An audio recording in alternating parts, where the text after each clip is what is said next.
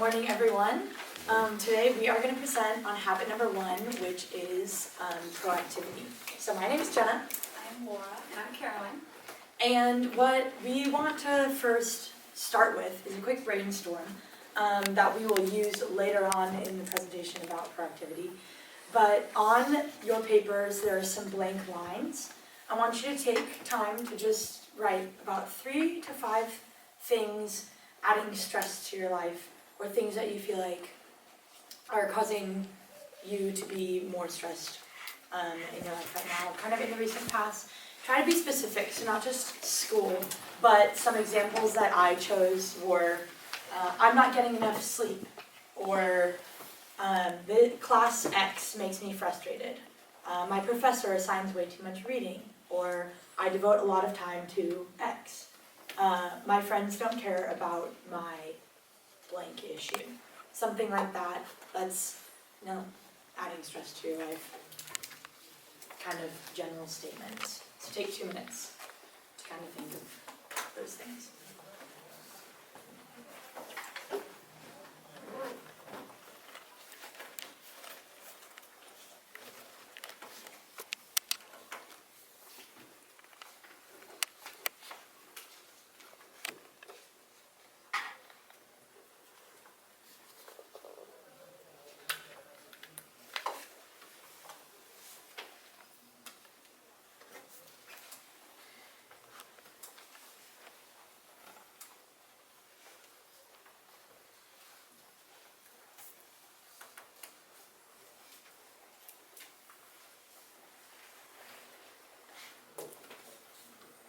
More seconds.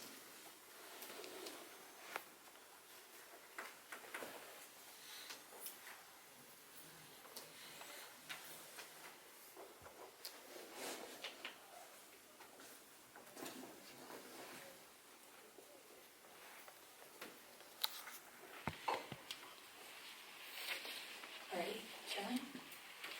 Alright, so this habit's objective is to apply proactive thinking and basically how to wear proactivity within appropriate ways. The main focus or question that we can ask ourselves is how do we shift our mentality towards thinking proactively when everything around us kind of says to not, or has us want to do the opposite. This mindset is a lot like a muscle, and so we want to make sure that we are working it appropriately so that we can become stronger and that we don't overwork it, underwork it, or injure it in some way. So the next thing, we're going to talk about how to listen. Listening to our language. So an important aspect of habit number 1 is your language choice, because the way you speak about something says a lot about how you see a situation. And so there's a chart on the handout we gave out that has 2 columns. There is reactive language and proactive language. And they go side by side, and they can be applied to the same situation, but it just kind of changes how you see the situation, if that makes sense. And so we want you guys, through telling you this, to be more aware of how you choose to speak about a situation and catch yourself in your daily living. When you see yourself starting to feel like you have no control of the situation, stop and think about how you're wording the situation and how you can change it and be more proactive. So with this language, you're able to apply it to, like Laura said, a number of problems or issues that you face in your daily life. And so Covey breaks it down into 3 different types of problems. You have direct problems, which are problems involving your own behavior. So like my statement before, I'm not getting enough sleep. You have indirect problems that are problems involving other people's behavior. It's like, my friend doesn't care that my dog just died. Then the third type of problems is problems you have no control over. Problems that you can do nothing about, such as stuff that happened in your past, or a situational reality. And so in that sense, it's like a past choice that is affecting you now, but you made it in the past, and so that's done. So with these 3 types of problems in mind, Caroline is going to help us understand how we can reframe that. Yeah, so in order to become more self-aware and understand how we are or are not being proactive, we need to figure out where we're focusing our time and energy. And so based off what Jenna was saying with looking at situations that are in our control, not in our control. We need to see where it's important to separate these things and to categorize them by putting, there's the circles on your paper. So just for an image, by putting things that are not in our control within our circle of concern, and the things that are in our control within the circle of influence. And then from there we can see where we are or are not thinking proactively. If we focus our time and energy on things that are within our circle of influence, then those are things we can actually do something about and get somewhere with it. If we keep our focus on things within our circle of concern, that allows us, we are allowing those situations and those events to control what we are doing and who we are. So focusing within our own paradigms to create positive energy so we can bring about change within ourselves. A quote from the book is, by working on ourselves instead of worrying about conditions, we're able to influence these conditions. And then the next thing we're going to talk about is the haves and bees. And with that, one way to determine whether or not we are living within these different circles is to look at, what we're saying with the language. Haves being, I'll be happy when this happens, or if only I had this thing. Those are really, we're trapping ourselves with those thoughts because we're saying the situation, the control's out there. When this happens, I'll be okay. Instead of recognizing, the bees, which is, I can do this. I will be more patient. I will be more understanding. I will go study. Instead of saying, oh, this test is going to be too hard, I will study. I have the knowledge and the capacity to do these things. We are responsible to control our lives and powerfully influence our circumstances by working on what we can be versus what might happen to us. We really only have control over ourselves, and so we are to work within our own weaknesses to broaden our influence on others. And so with that, we have our So we are going to guide you guys through a circle of concern exercise using those circles on your sheet. And what we're going to have you do is write out the things that you've listed here and put them in the appropriate circle. So there are things you've written down that are within your control that you can put in your circle of influence, and there are things that you've written down that are out of your control that we want you to put in the circle of concern. And by dividing these up, you will be able to see and kind of get a clearer picture of what you can do and what you can't do. I think sometimes it can be overwhelming when everything feels like it's in a circle of concern, but it's not. There are things you have control over. So we'll give you about a minute to do that.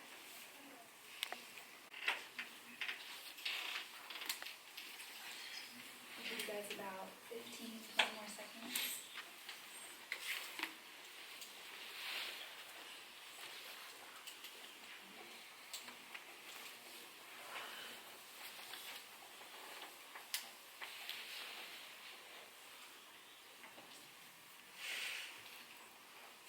Okay, we're going to wrap up this exercise, and I found that it's actually really helpful to do just in my daily life. It helps kind of reorganize my brain when it feels like everything's piling up. And so we encourage you guys to do at least something like this, or at least just to think about it in your own brain, what I have control over and what I don't have control over.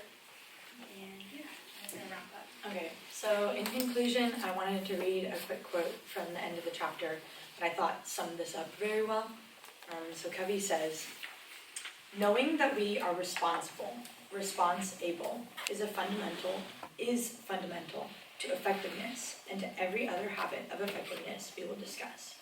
And so in this being the first habit that we're discussing, it is also one of the most foundational.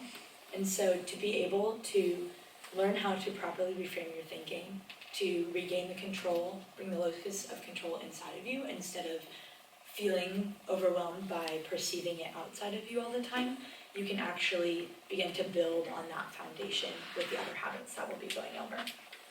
So, are there any questions? Or comments? What are Yes. some ways to approach things that fall into our circle of concern, of things we can't control? One thing I have found helpful is recognize that they're out of my control and look at the ways that I've allowed them to affect me. So, say I did poorly on an exam that was in my control, so that's actually a really bad example. It's not after you that it's happening. So after it's happened, I get my exam scores back. That really sucks. I can frame that mentality into this next time I'm gonna study harder and I'm gonna study differently, I'll go to office hours. And see how those areas that can be in our circle of concern that can easily just ruin our week if we're not careful. We can kind of bring it into more of a focus so that we can be more proactive in the future. And Cody talks a lot about our reactions being like the one thing that we can control. And so in that, although the event itself might be outside of your locus of control, you are able to choose how you react to it. So that's another way to reframe that. Yeah. Also, I wanted to add that one way we might be able to think of this as Christians, if you have a faith focused on God, that we can trust God with things that are outside of our control, and that is almost another level of being in control, of being proactive about your thinking, is that I'm choosing to react by trusting God with it, although I don't have control of the situation. So, thank you. Thanks, guys. I've got a question. Oh, okay. Since you read the chapter, how have each of you attempted to apply this principle, this habit? I liked how at the end of the chapter it has like the steps of how to apply it. And so I actually went through and did the activities, and then I pinned it in my room, and I've just kind of been reflecting back to it this last couple days. So it's been helpful in kind of recognizing what I can do and what I can't do, and to let go or be at peace, or to pray about what I can't do and focus on what I can. Personally, I've been convicted about how I choose to speak about the things that I have no control of, or that I do have control of. And I want to change that, because I think it's really easy once you get in that mindset of not liking something, or like a class or a homework assignment or a subject, and you can just sit in that, and the more you tell it to yourself, the more it becomes true. And so I've been convicted of how I've been speaking about certain things, and I want to take a step back and reframe my mindset so I can move forward, because it's not helpful for me to be in this mindset, and it's not helpful for how I act or how I behave. So it's definitely convicted me. I think in my life, I too often believe that things are inside my locus of control, and that I did something to mess it up, or to cause it to be the way it is, or I even did something to cause a friend to react in a certain way. And so I too often assume responsibility for things that happen. And so understanding that there are things that happen and exist outside of my control, and that I didn't cause to happen, is actually kind of in the opposite way therapeutic for me to realize that, and to then reframe and say, okay, I didn't cause that, but I can choose to react in a way that's healthy, but not assuming that I hold the guilt or the responsibility for something that happened. Yeah. Do you think that Covey places too much importance on the language being as a reflection of what you really are thinking? Can you repeat that again? Do you think that Covey places too much importance on the language being a reflection of what you're actually thinking? I did hear correctly. Thank you. I don't know. I hadn't really thought of it that way. I appreciated the language part of it, because similar to Laura and Jenna, I tend to, my language is like, it's in my control and I can put myself down. But then also, so I guess instead of saying, I'll be happy when this happens, it's I'll be happy when I go fix this. And recognizing that for my language, it's I need to give myself more grace so that I can be proactive. So I thought it was actually really good. That one said it. Yeah, I think there's a way to go about it where it's not so, once I say it in this way, everything's perfect. Yeah. Like, idea, and so instead of being like, just kidding, I love this class, it's more, no. Say that again? Another class.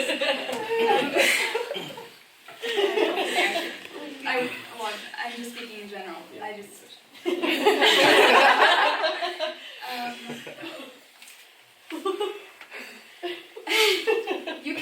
There's a way to go about it where you're not lying to yourself, but where you're, like, I do feel this way, but I can rephrase it in a way that's not like cheesy, but that will over time change my mentality.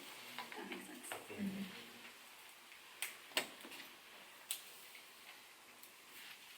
All right, thanks guys. Thank you.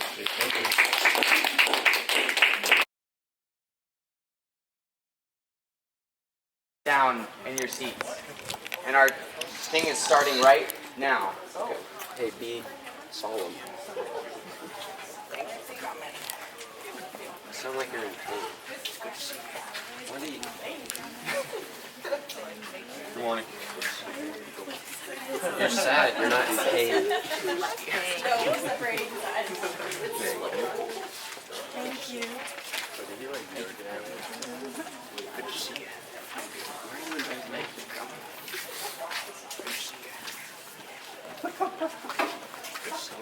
Thank you. Rest of it. We're good. It's going to be a quiz. So much.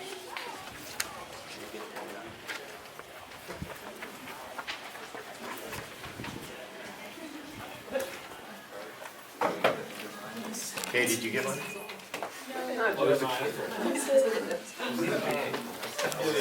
Can you make it an airplane really quick and just... Thank you all for coming. Our roommate, Patrick Malberg, died. And it's hard for me. But he took his packers to the grave, and you know, just wait. He's so sad that This can't be right. he passed away, and No, I'm still alive, Michael. I'm right here. don't know what to do. No. Michael, I'm right here. I'm okay. He used to bring me coffee in class.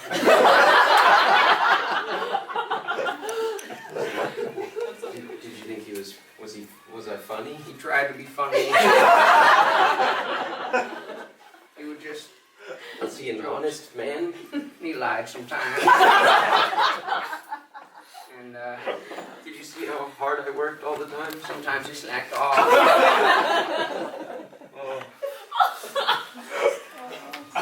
I'm not the man I thought I was. Okay. You guys get the... He died by losing his lower half.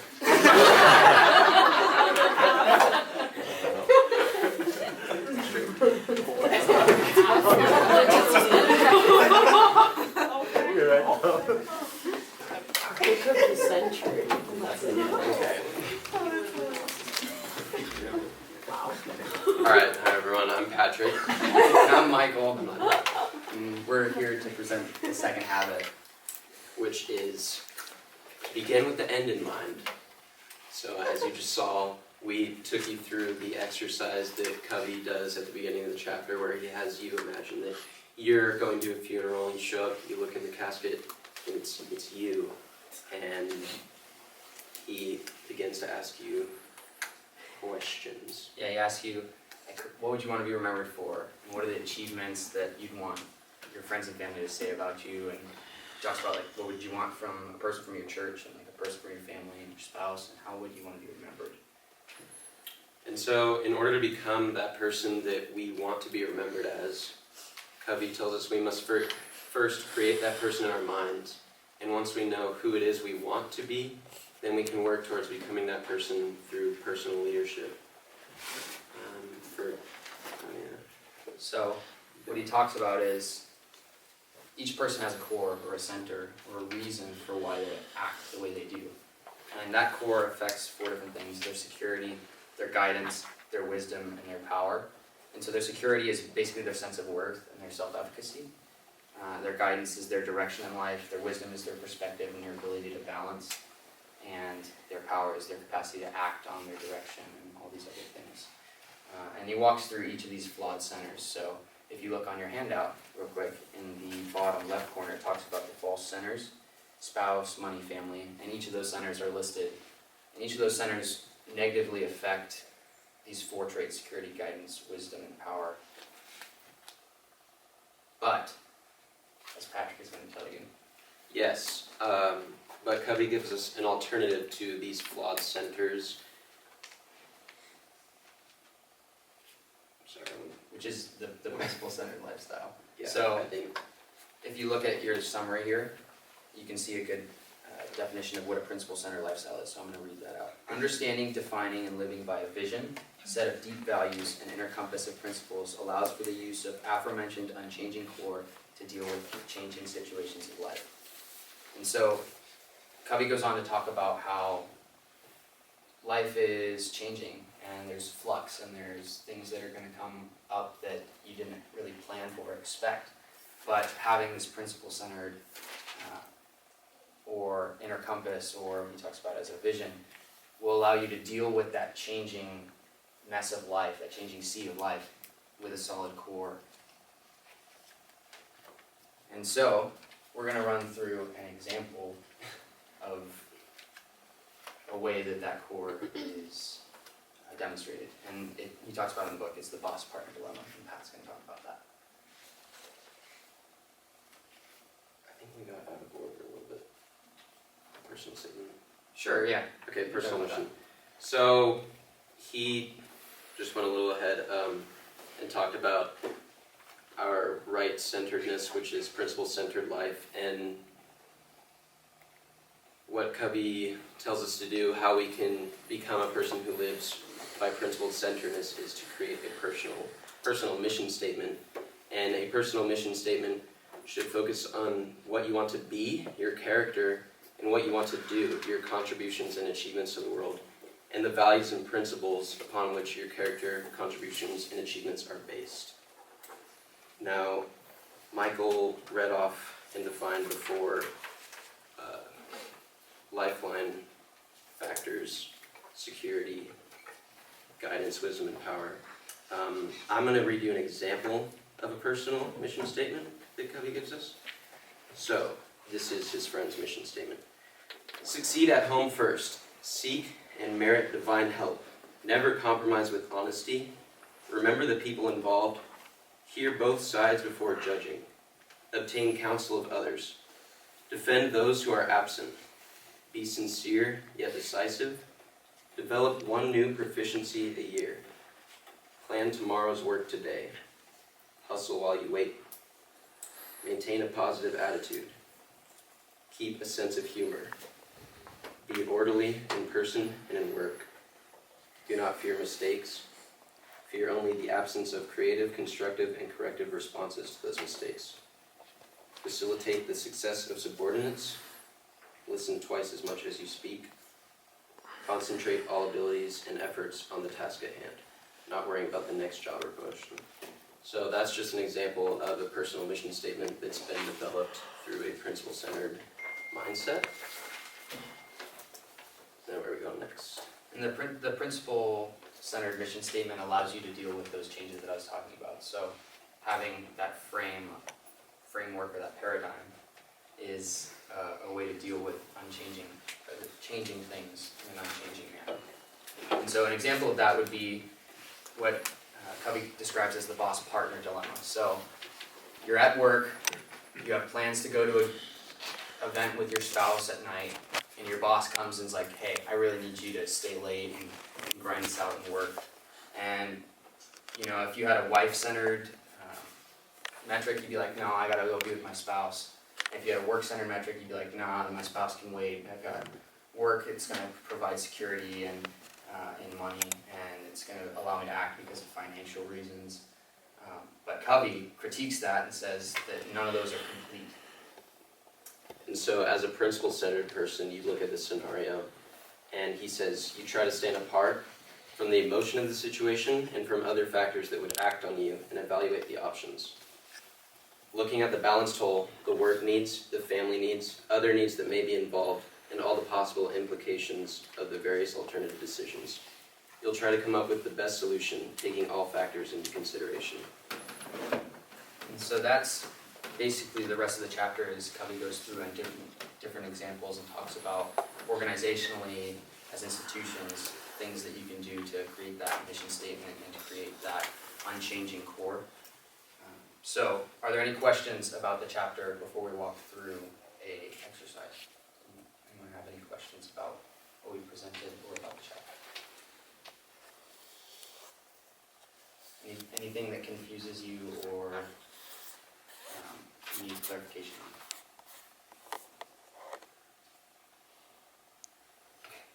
So, go ahead and flip your sheet of paper over, and we're going to do a little independent practice here. So, I want you to draw a tombstone. Big enough to write things on it. So, drawing back to our exercise or our hook at the beginning of class, we want you guys to just spend a couple minutes writing an epitaph, which is an engraving on a tombstone, which is an exercise that Covey gives as a way to find out what your principles are, or as a way to distinguish things that you want to be in your mission statement. So as you saw, I was standing there. Michael couldn't hear me because I was dead. But there were things I hope that he remembered about me. So what would those things be if you were dead? And Covey talks about how it takes many hours and solitude and praying, if you're religious, to distinguish what your personal mission statement is going to be. So this isn't like this is your personal mission statement or this is your unchanging core, but just things that you'd want to be remembered for. It's a start to determining that core. So just take a few minutes, think about what you want to be remembered for.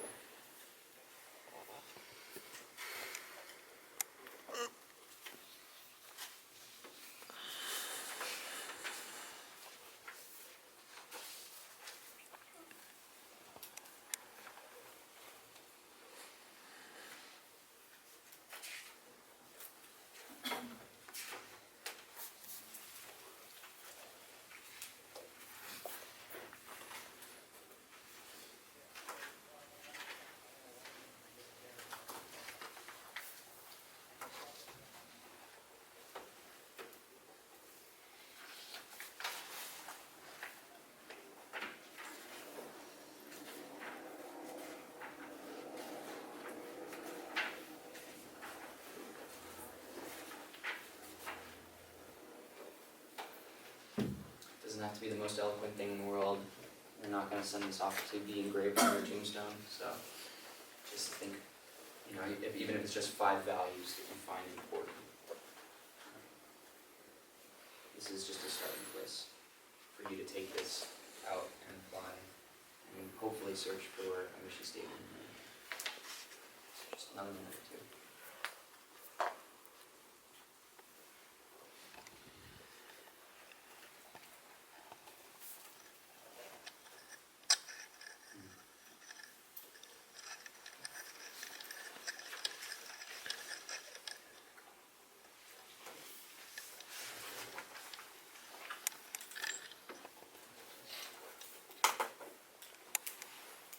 Yes, question.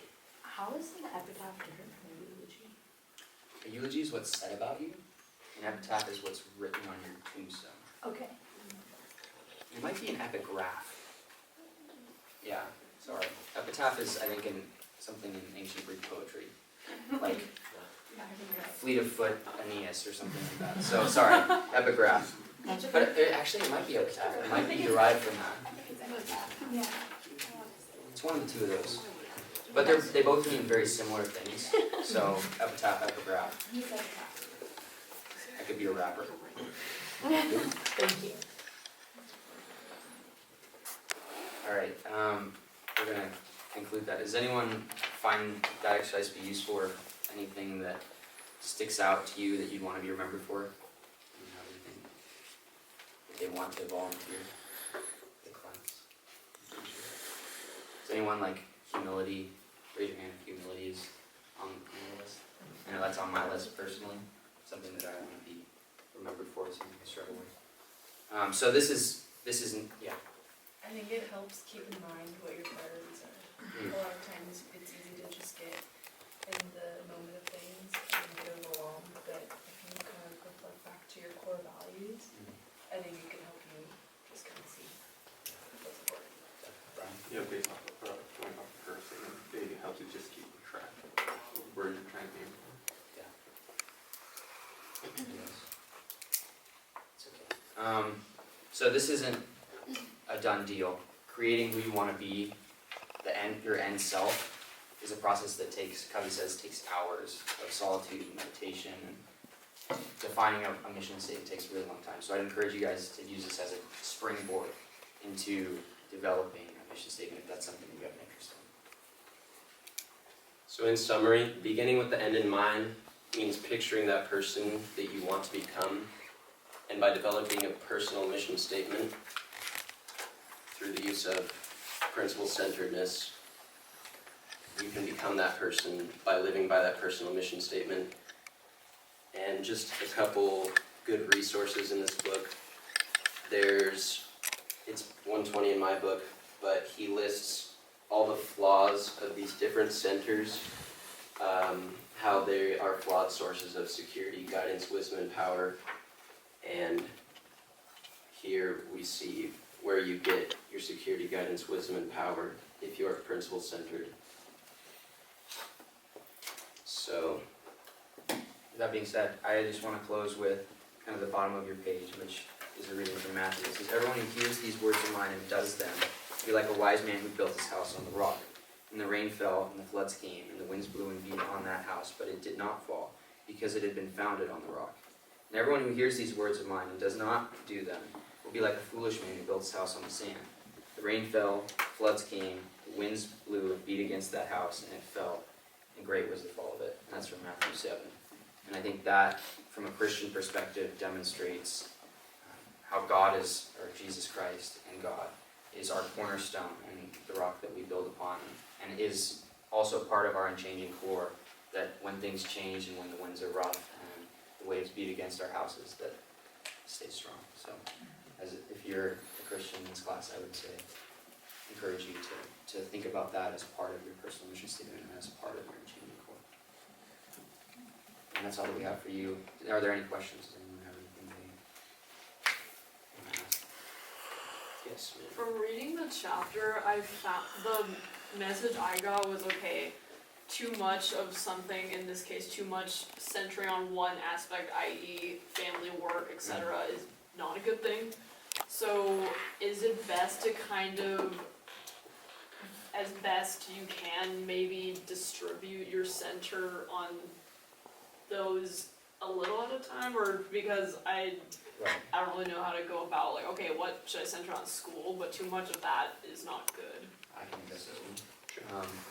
So, what Covey would say is that the principles that you have, if it's trust or truthfulness, or positivity, those are the things that apply to each sphere, each role of your life. So, if you're a parent, truthfulness applies to that. It's not that you have to focus on being a parent or that role, it's that your principle in life still applies to that role, but it also applies to Other work things. and to the way that you relate to money and the way that you relate to yourself and each of those spheres. So it's not necessarily balancing all those spheres, it's a way of looking at those spheres through a principle center. Does that answer your question? Yes, actually, thank Okay. you. Anybody else? Any questions on what principle-centeredness means? Took me a while to kind of understand it.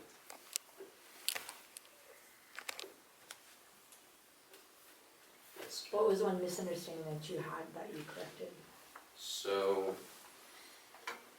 basically, read the chapter, read all the flawed centerednesses, read about personal mission statement, got to the part where he says, live a principle-centeredness life, but didn't exactly define what that meant. So I sat there and I was like, Michael, how do we define principle-centeredness? Like, I don't really know what that means. You just center your life on principles.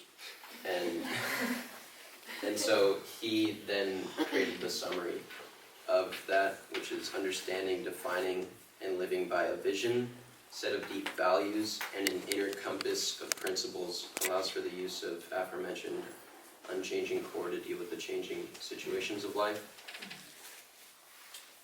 And it just helped me understand it better.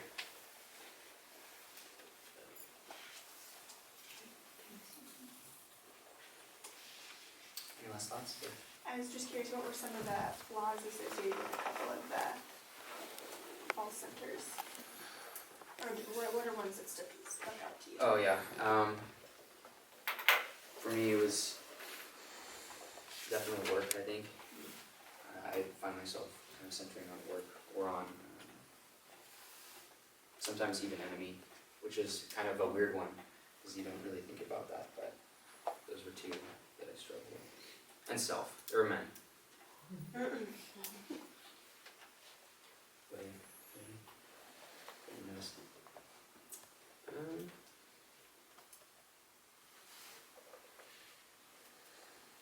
I mean, I don't make a lot of money now, but I feel like sometimes I could be pretty money-centered.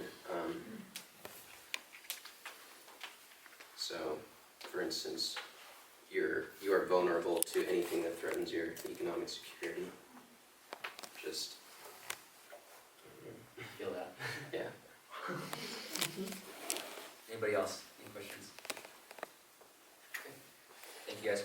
Thank you.